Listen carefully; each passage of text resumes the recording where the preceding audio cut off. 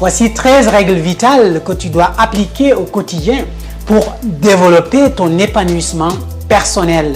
Si tu n'es pas encore abonné à la chaîne, je t'invite à mettre sur pause et à t'abonner. Comme ça, tu ne rateras aucune de nos publications.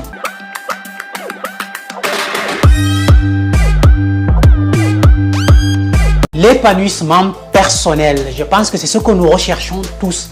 Comment nous accomplir, comment être heureux au quotidien, comment réussir à atteindre tous nos objectifs. Voici les 13 règles que je te propose pour avoir une vie épanouie et développer vraiment l'épanouissement personnel au plus haut sommet. La première règle, je mets ma vie au service de mes valeurs. Ça suppose que tu as bien identifié et bien défini de manière claire tes valeurs essentielles que tu vas nourrir au quotidien. La règle numéro 2, je continue d'avancer quoi qu'il arrive. Quoi qu'il arrive, je continue d'avancer et de progresser. Une fois que tu t'es fixé un cap, une fois que tu t'es fixé un objectif, c'est de continuer sur ce chemin et de continuer sur cette voie-là en respectant bien sûr tes valeurs que tu auras définies avant, en les nourrissant au quotidien. Règle numéro 3, je prends le temps de faire les choses importantes. Là rentre la question de la priorisation.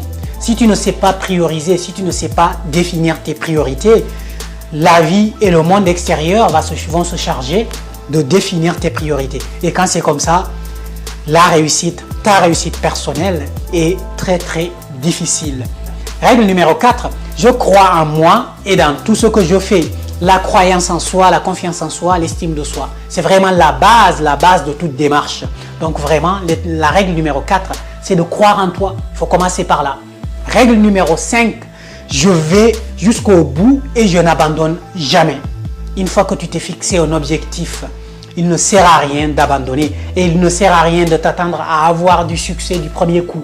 C'est le travail acharné dans la durée qui va te permettre de produire des résultats. La règle numéro 6, je me mets toujours dans de bonnes conditions avant de commencer à travailler. Le cadre de travail est très important. Si tu as de gros objectifs à atteindre, si tu as des grands projets à atteindre, si tu as un rêve que tu souhaites réaliser, travaille dessus. Mais quand tu vas travailler dessus tous les jours, il faut que tu prennes bien soin de bien définir ton cadre de travail. Le contexte dans lequel tu travailles influence grandement ton attitude, ton état d'esprit, donc ta performance et tes résultats. La règle numéro 7, je fais toujours de mon mieux dans toutes les circonstances. Mais c'est vraiment de donner le meilleur de soi-même. Cette règle, c'est vraiment l'amélioration continue de soi et l'amélioration continue de ses activités.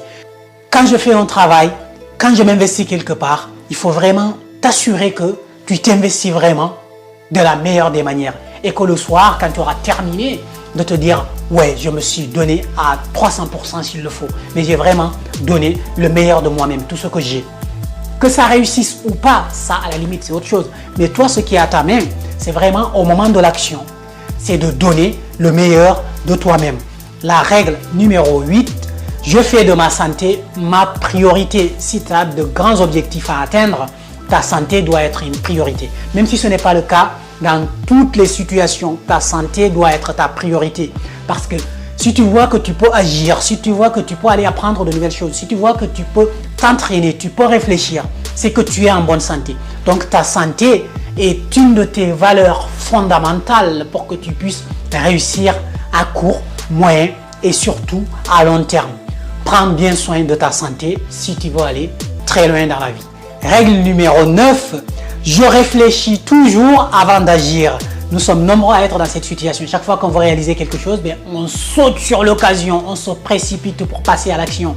Non, c'est pas ça. Il y a un minimum, prendre un minimum de temps de réflexion, c'est très important pour mettre en place des actions efficaces qui vont te permettre d'atteindre ton objectif. Donc, réfléchir avant d'agir, c'est une règle très importante.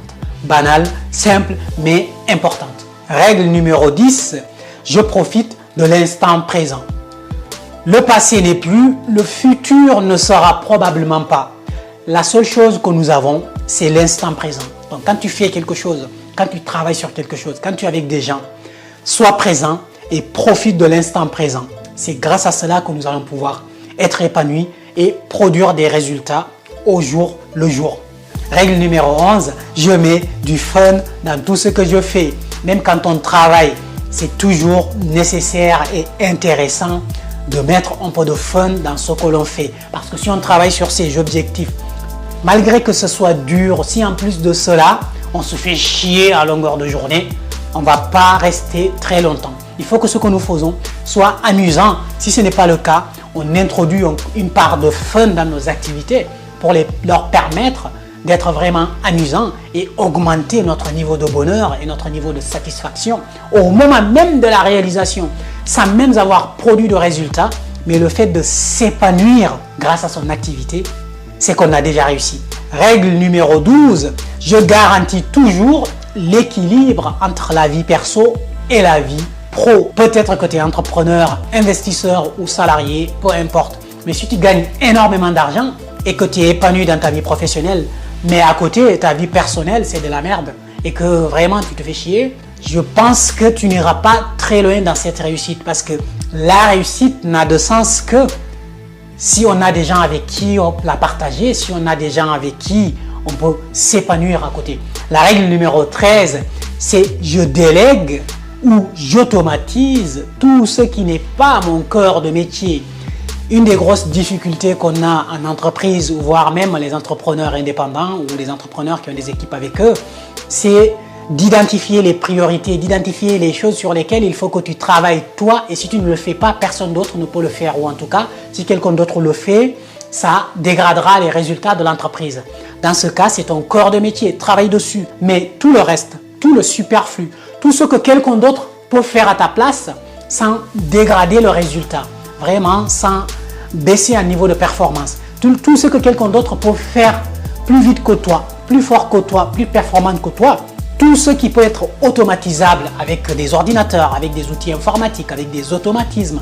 Vraiment, il faut identifier toutes ces catégories d'activités-là, soit de les déléguer, soit de les automatiser, parce que ça va te permettre de dégager énormément de temps libre, justement, pour que tu puisses travailler sur ce qui a de la valeur ajoutée pour toi, sur là où tu es vraiment très bon et là où tu apportes énormément de valeur. Si tu n'es pas encore abonné à la chaîne, c'est vraiment le moment de le faire. Je t'invite à t'abonner, à commenter et à liker la vidéo, à me laisser ton avis et à me dire quelle est la règle qui a retenu ton attention. Quelle règle tu vas appliquer dans les jours ou semaines à venir? Vraiment, dis-le-moi en commentaire.